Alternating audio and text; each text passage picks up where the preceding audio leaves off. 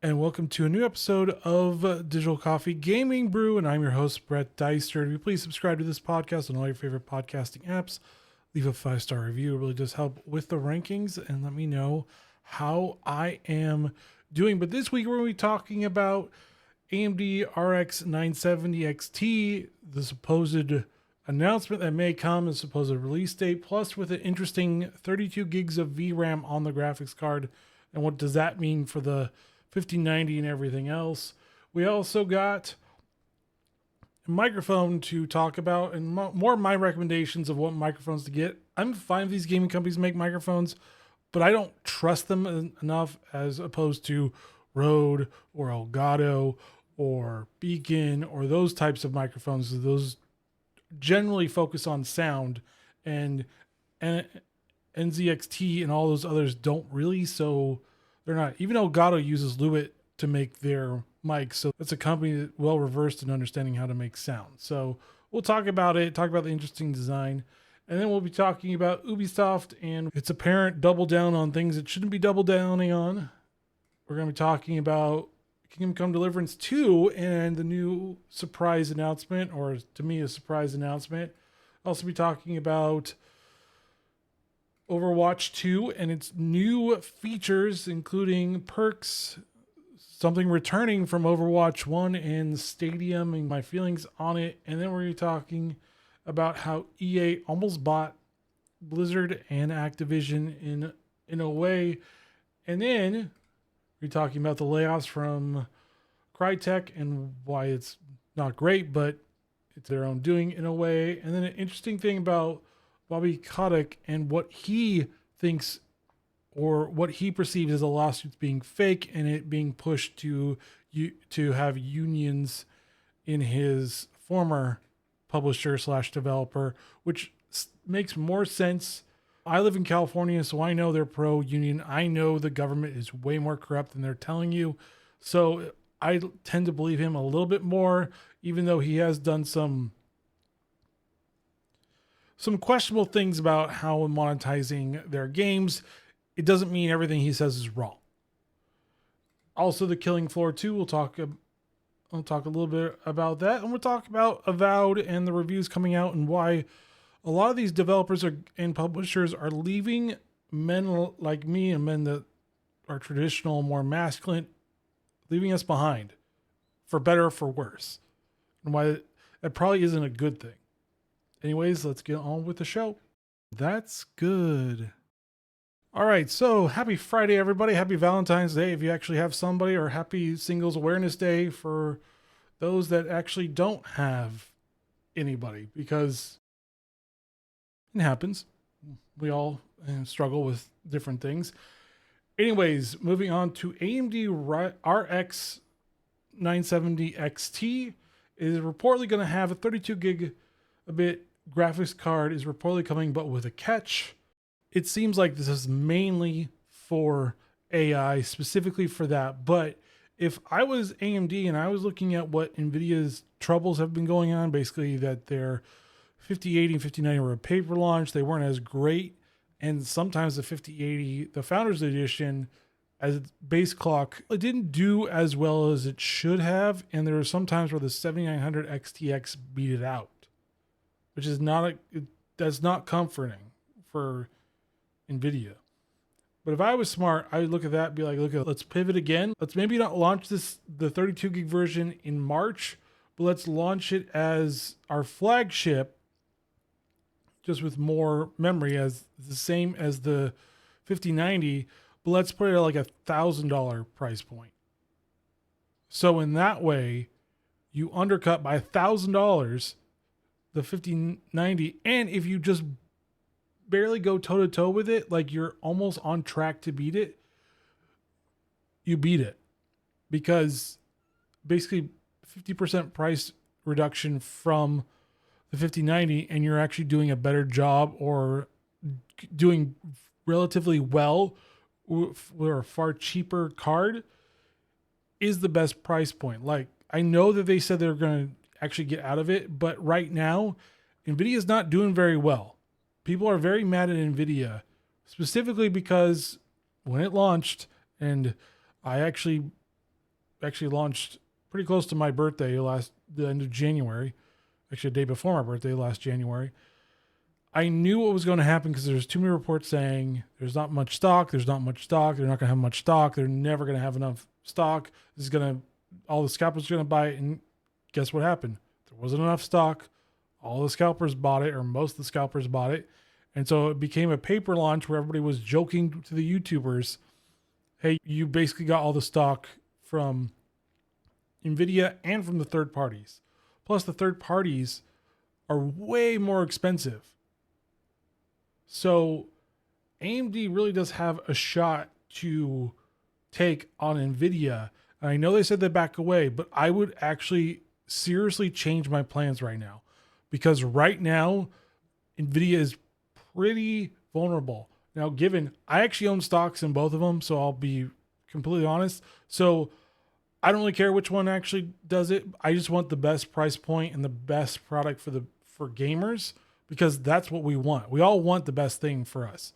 So I'd say AMD, I would rethink your strategy on not doing it and actually do put a 32 gig RAM for gamers, not just AI, but for gamers to actually utilize, and maybe have your own AI too. Nvidia does it too, and they can utilize that too. It's not a bad proposition.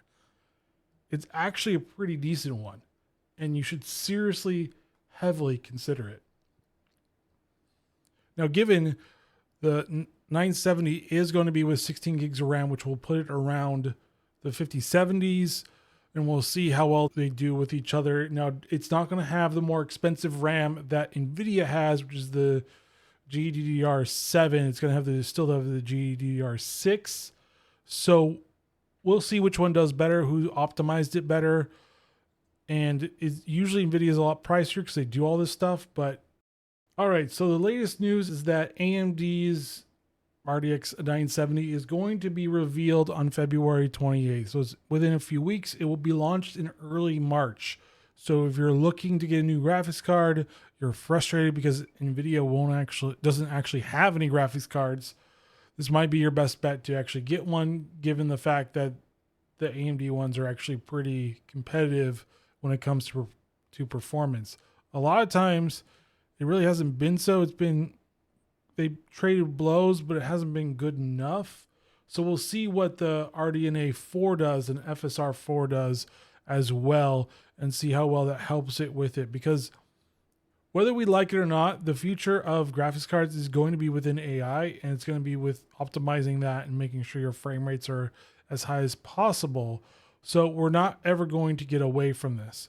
Nvidia has already pushed it really heavily. AMD is probably going to start pushing it a little bit more, and that's where we're going to see it. AMD usually has the more cost-effective cards, also with more open-sourced options. So they're usually better, as with their VRR system between G-Sync and I forget AMD's off the top of my head. AMD's won because you didn't have to have optional, or not optional, but extra hardware equipment within your monitor to run it, and then Nvidia had to do more compatible because no one wanted to do their G-Sync, because every time someone did it, some monitor company did G-Sync, you raised the price like $200, which was insane. All right, moving on to NZXT's new microphone. It actually looks pretty nice. I'll give them that. But I just can't recommend these gaming microphones. The reason why is because, A, when you get the gaming headsets, the microphones are terrible. Usually they peak all the time. And these companies aren't audio companies. Yeah, they make great parts and everything, and they make some cool stuff, but they aren't really as good as, say, like a Beacon mic or like an Elgato Wave mic, or even their DX XLR mic or Rode or anything like that. So I really don't recommend these. They'd be good as long as you know what you're doing, but a lot of times it's just the gain's not there, the peak level's bad. It just doesn't do as well as it can. That's usually why I highly recommend, if you want a more streamlined approach, is to get like the Beacon mic, because the Beacon mic comes with the necessary software that they have that does a really good job of making you sound better. Now, Elgato just released the new Wave 2.0 software, which also helps as well, because then you could easily switch different types of programs to different audio channels and help yourself be a little bit more organized in that, because it is difficult to do that. Now, Rode did release a few months ago the beta version for their own through the Rodecaster Pro 2, which I'm using. It's pretty good, but Elgato's kind of got them beat with the new Wave 2.0 in that regard. But I get physical faders on the Rodecaster Pro 2. So, to each his own. I can't recommend this stuff. It looks like a really good wide capsule, but it's a USB, or looks like a USB-C to USB-A cable, which is okay. It has a good light and everything. It has a little knob, which I guess is good.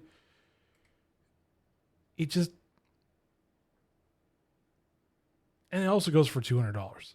So you can get the Beacon mic for $250, and it's got a really good software baked behind it. So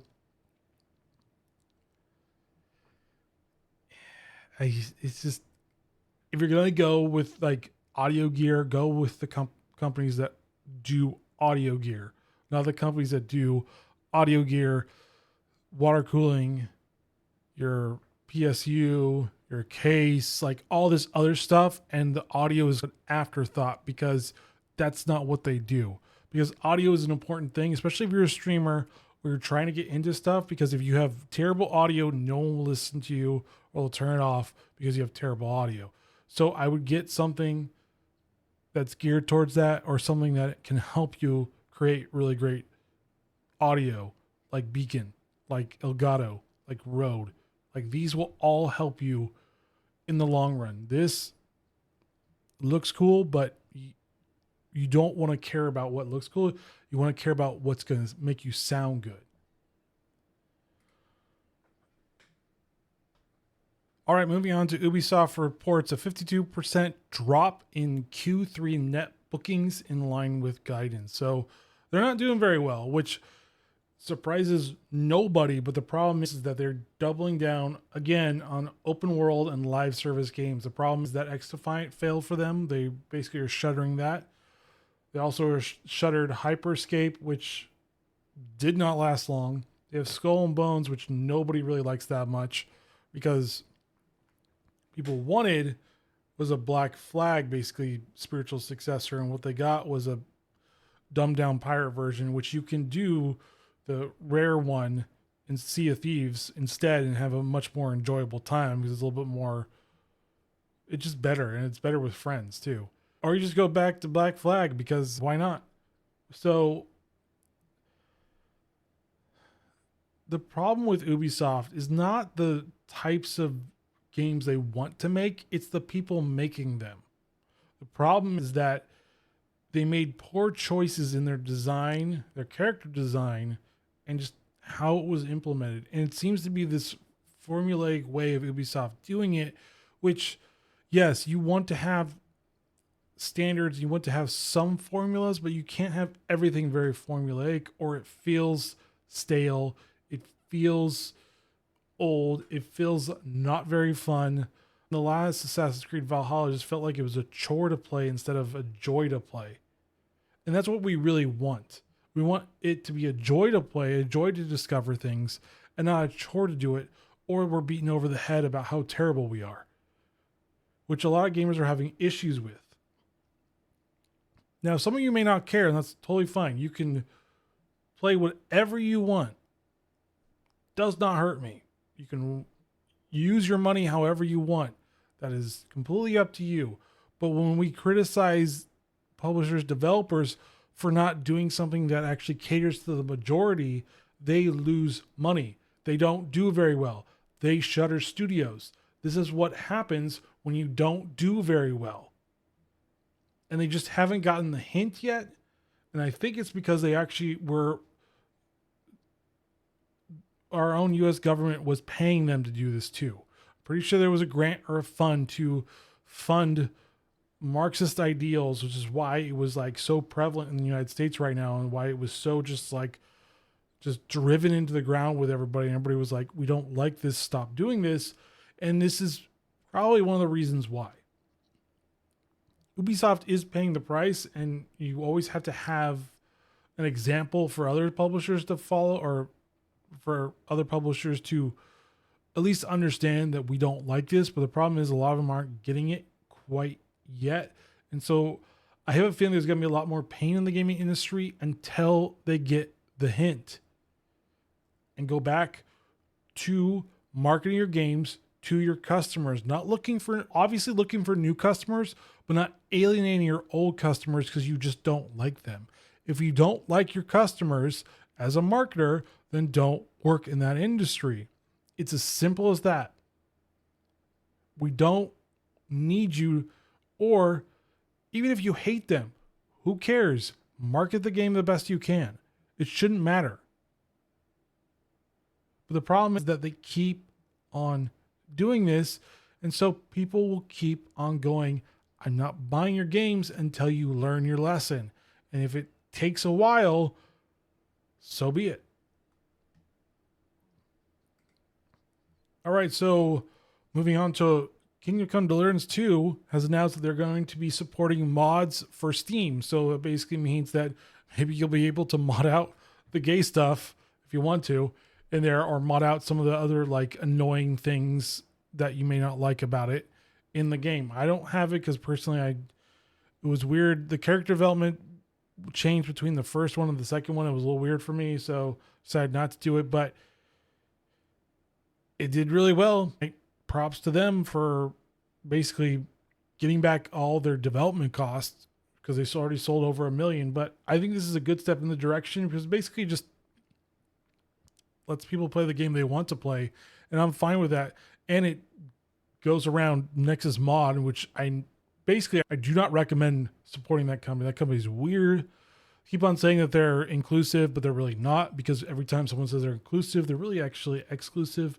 And the fact that there was a mod that basically changed all the American flags to the progressive flags, and I'm like, what? In Spider-Man 2, I think it was. And I was like, what? Like, that's not inclusive.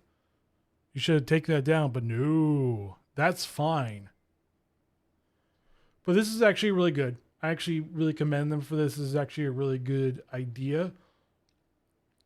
Because the funny part is that mods actually help your game last longer, because people create their own stuff and they do their own things and they add their own things.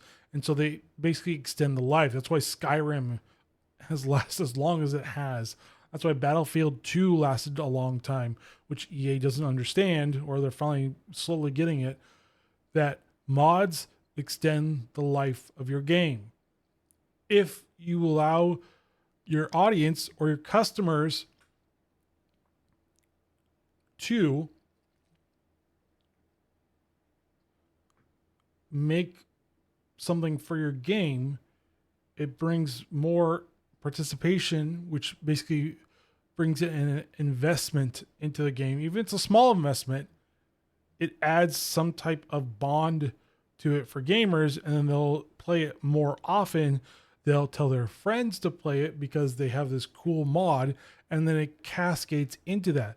When you cut mods out, people will play it for a while, but once you stop support the developer, people don't generally play it as much anymore, because they're like, there's nothing new coming, so why does it matter? But if you have your audience creating stuff for it, that takes the pressure off you to create more stuff and allows you to focus on other things. There is a lot of benefits for mods. It's just the problem is a lot of developers and publishers don't get it. They don't see the long-term effect on it, or they don't see the long-term effect it can have on it. But history has always said it has a positive impact on it. Battlefield 2 lasted a really long time because of mods. And a lot of good games came out of that too. So you actually can find great talent from it. Skyrim created a lot of great mods. Fallout created a lot of great mods. Atomic Fall is basically Fallout London in a way.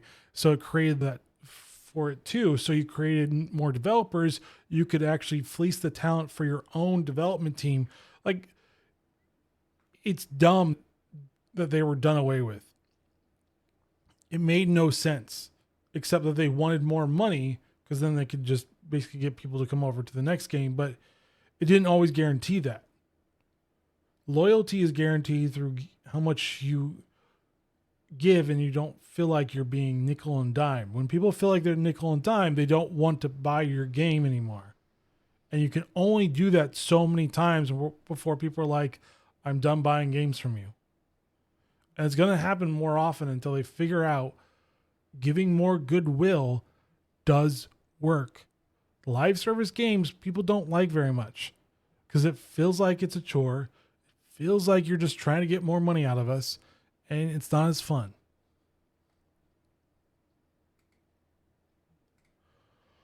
All right, so Overwatch 2 had this big announcement this week for several different things. It was quite a bit. One, Overwatch Classic GOATS meta was not the best meta to play against, is eventually coming. Perks, which is an interesting system, is coming in Season 16. Basically, it gives every hero a minor perk and a major perk, and it changes the way the game's played to a certain extent. Obviously, people will figure out which one are the better perks, and they reset if you switch heroes. So it cuts down on the hero swapping that has been pretty prevalent within Overwatch 2. They also have a new game mode, Stadium. It kind of looks like more of a Moab type mode for it. They'll have new maps, new hero, Freya, which basically is a bounty hunter, kind of like almost a little more akin to like what Diablo 3 had in a way, crossbow and stuff. So it looks all interesting. My issue is the pronouns were very strong in the announcement, especially one of them that was she, they, any. And I'm like, I don't even understand what that means. Can you please stop with the pronouns? I don't care. Just tell me what the game is about. You don't have to put pronouns anywhere. I can see with my eyes what sex you are. But all in all, it was good. And the return of loot boxes, which I think is a better idea. I think the battle passes really just did not resonate very well with a lot of people because it just felt like it was expensive, and Blizzard was intentionally making it expensive for no reason, really. And loot boxes at least gave you a chance to earn some things, and you could also buy stuff. You could still buy the battle pass. They're not getting rid of it. But loot box gives free users a little bit more of a way of getting skins that they actually want. Because you get loot boxes in the free and the battle pass. I think you'll obviously get more in the battle pass. But it should be interesting to see what happens. They're also resetting ranks, it seems like, eventually. And there's going to be from, I think it's platinum above, it'll basically show off in your little banner what rank you are. So they're bringing it back again because that's what everybody wanted when they got rid of it. And just bring it back. It just feels better. So we're getting interesting stuff. But I don't know. I'd rather play Marvel Rivals, to be honest with you. All right, so apparently EA almost bought Blizzard, Call of Duty, and more. So they actually had an opportunity. Thank God they didn't actually have an opportunity because EA has a notorious way of eventually the slow death of killing their beloved developers. I'm looking at you, BioWare. So it looks like they had an opportunity to actually do it, but they passed on it. I don't know if it's a good or a bad thing. People think that they dodged a bullet, but Microsoft now owns them. So is it really dodging an actual bullet? Because Microsoft has not shown that they're doing a good job either. And with all the issues that Blizzard has actually had over the years, it has lost a lot of goodwill with players. Bobby Kotick's view on monetization has been pretty piss poor. Not gonna lie. Call of Duty is just a nightmare now to play with because of all the weird skins that they have. It's not the same game anymore. It's a weird game where there's these like crazy insane skins that I'm just like, I don't want to play that. It does not look appealing to me at all. But here we are. But it's an interesting thing to see that EA actually did have an opportunity and passed on it. Didn't do it. Might have been a mistake for them. I'm pretty sure Blizzard may have dodged a bullet on that one. May. Not really sure about that one either. But we'll never know because this is all about what ifs. But it is very interesting to see what actually happens, transpires with all that. But here we are. Microsoft bought Activision Blizzard. It's now part of Microsoft. Let's see if Microsoft can right the ship. I don't think it can. I think the ship's just sailed on that one. But more bad news is that Crytek is laying off 60 people and shelving Crysis 4. So we're not ever going to get a Crysis game because they're just not doing very well. It looks like Hunt Showdown's not doing very well. Now people are saying that they aren't really listening to the community and they're just doing what they want, which is never a good thing to do. But you also take that with a grain of salt because it can be just people who just want unrealistic things. So we don't really know. But unfortunately, there's going to be still more hemorrhaging within the gaming industry, and it's just not looking very well or very good.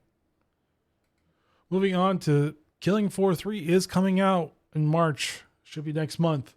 Should be very interesting. So we got Killing Floor 3. We've got Tempest Rising, if you love Command & Conquer, comes out in April. We got Doom the Dark Ages comes out in May. And so all these games look like they're very just like traditional games made for their audience because EA doesn't understand that they can make a new Command & Conquer game and it will sell well. But no, they did the one and done Command & Conquer remake, which sold pretty modestly, but it was just a remake. It was great that we got like a new version of it because that's what we needed, but they needed more of the games into it to remake it, like Generals remade so it runs better on systems. Like we needed that stuff. But it was a one and done thing and they haven't really done anything else with the franchise. The franchise is still technically dead. You've seen Civ 7 has come out with mixed reviews. We've seen Microsoft do a bunch of things with their old strategy IPs with Age of the Empire, Age of Mythology. So it's having a little resurgence. It's not doing terribly like before, but it's un poquito. It's not very much. But Killing Floor 3 looks like to be just basically a throwback to the glory days of horde shooters, just like killing a bunch of things and not caring and blood and gore flying everywhere. It looks like it's going to be a fun thing. We'll see. You can never really trust any game right now because even the games that you remember and love from old may not be the same ones you actually get. But I'm hopeful. So I saw this interesting article about Bobby Kotick says that Activision Blizzard's harassment lawsuits were quote unquote fake and is simply a plan to drive up union memberships. Now, hold on. I know he's not the best person to love. And granted, some of the criticisms are valid, but it doesn't mean that it can't be true either. Especially someone that actually lives in California and how gung-ho the state is about unions. It's probably closer to the truth than we think. And especially since this new administration has come in and we've seen a lot of just fraud and waste, it's probably more than likely true that these lawsuits like really help push a union into Activision Blizzard. Now you could say unions are great to a certain extent, and right now modern unions really aren't great. They really just look out for themselves and usually the leadership, and they really do stifle a lot of innovation. You can look at the teachers union does help itself out, doesn't help the kids at all. I'm not saying there's not great teachers, but they don't really help themselves. And unions are usually very pro-Marxist in a lot of ways. Usually don't promote excellence, just to promote because it's your friend, it's your buddy. And you get a lot of stagnation. You get higher wages, but then you have to let go of other people because the higher wages, it just doesn't balance books out. And they don't care if it's a good or bad year for the company. They just want their money. So it more than likely is true. Now, saying that all this stuff or all the terrible stuff didn't happen within Activision Blizzard, I'm not saying that could happen. And very likely did happen. But not saying that these lawsuits couldn't be just a simple way of ginning up union memberships. That could very well happen as well. Now, I know the gaming press and just most people just don't like him, but look at Overwatch 2. Even after he left, they still weren't doing a great job. They were doing a terrible job. They actually had to have Marvel Rivals come in and completely trounce them for them to go, we probably should start changing things up here a little bit. We probably should look at 6v6. We probably should look at bringing the loot system back. We probably should look at perks and all this other stuff. That's probably why they're pushing it so hard now. Because what they've been doing has not worked. I've not really wanted to play Overwatch in a very long time. I actually just uninstalled it because, frankly, it's just not made for me anymore. It's sad because I loved playing the game when it came out because it was made for me, and then they just went off this really weird trajectory where they pushed political ideologies, pronouns and stuff, and I just don't want to see it anymore. Like, I don't care. I care about like the hero and what the hero does and its abilities, but I don't care about its sexuality because it's fake anyways. Why do I care about that? Anyways, moving on to Avowed. So Avowed looks like it's doing a pretty good job on its reviews from the gaming professionals. Doesn't mean it's going to be a good game. We had Mr. Matty Plays, who basically said that this was not a good game, and everybody else is, look at a good game. It's got all our progressive values. I more than likely, I'm not going to get it, but I'm more likely thinking it's not going to do very well. I really get Door Kickers 2, to be honest with you. Or Dune the Dark Ages, very much. It looks like a very testosterone-y, very just, we know who our audience is, we know who to make this for, and we don't apologize for it. That's a game to play. This one, no. Which is a shame because I love Obsidian. I still think Knights of the Old Republic 2 is one of the best stories they ever did. Hands down. I think Fallout New Vegas is amazing. I think Outer Worlds is a pretty good game. Not bad. Way better than Starfield. And hell, Starfield had spaceships you can fly in. Outer Worlds 2 did not. I think Pillars of Eternity is another great game. And the second one as well. I think those are great games as well. But honestly, the game designer or whoever, the director or one of them, just being very political and very just racist against white people and white dudes is really disconcerting and probably makes this a terrible game. So I'm highly skeptical this is actually a good game because there's too many of these gaming journalists that actually like it.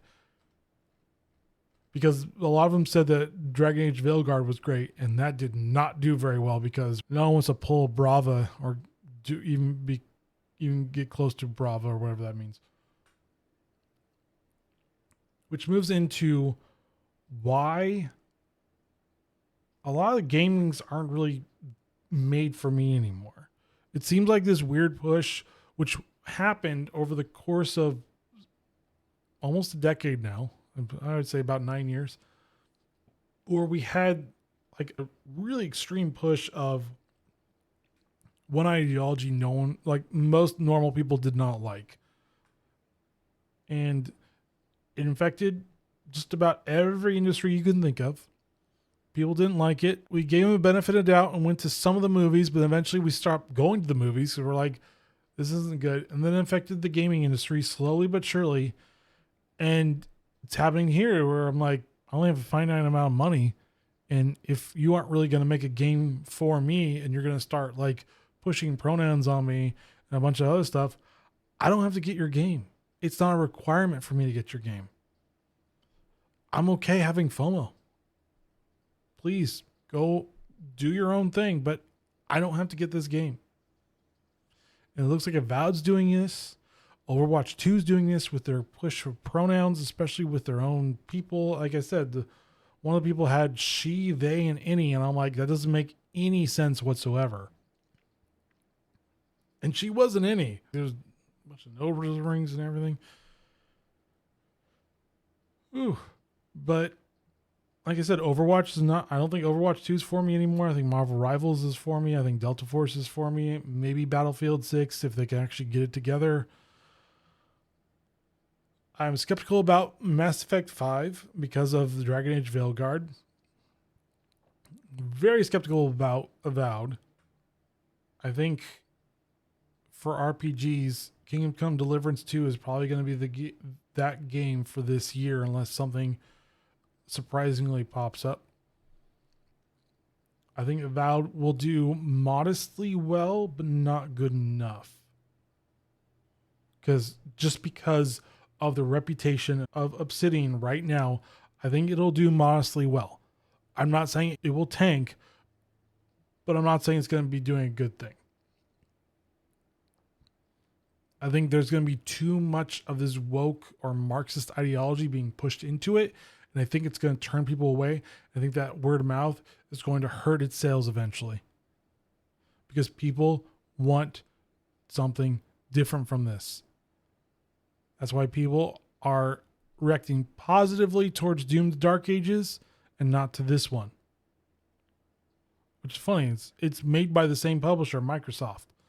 But ID understands their customers, and Obsidian doesn't, because the old people that made Obsidian great are gone. They're no longer there. So you're going to have issues with this. And if a lot of these developers don't do very well, Microsoft has no problem getting rid of them. You've already seen them getting rid of several of them. They will brutally cut if they need to. So if it does, I'll be surprised, but hey, more power to them. If it doesn't do well, I'll be like, yep, sounds about right. And I do think games should be going back to who their target audience is and making a game for them. I'm excited for the Metal Gear Snake Eater, Metal Gear 3 remake or whatever it's called. That looks cool.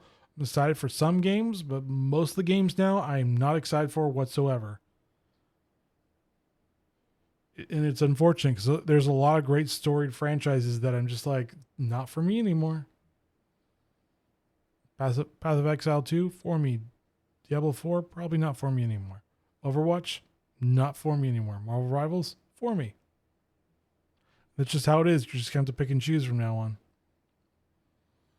I'm not saying you have to take a political stand. I'm just saying you're just going to have to pick and choose which one's the right one for you, because these games are getting much more expensive. I think GTA 6 will probably be massive, but people will be very disappointed in it. But we'll see what happens when we actually get closer to an actual official launch date, because we don't even have that. So we'll see. We'll see. Thank you for joining Digital Coffee Gaming Brew. I really do appreciate it. And as always, please subscribe to this podcast on all your favorite podcasting apps. Leave a 5-star review. It'll just help with the rankings. Let me know how I'm doing. And join me next week as talk about what's going on in the gaming industry. All right, guys, stay safe. Get the games that you want to play that are for you. And see you next week. Later.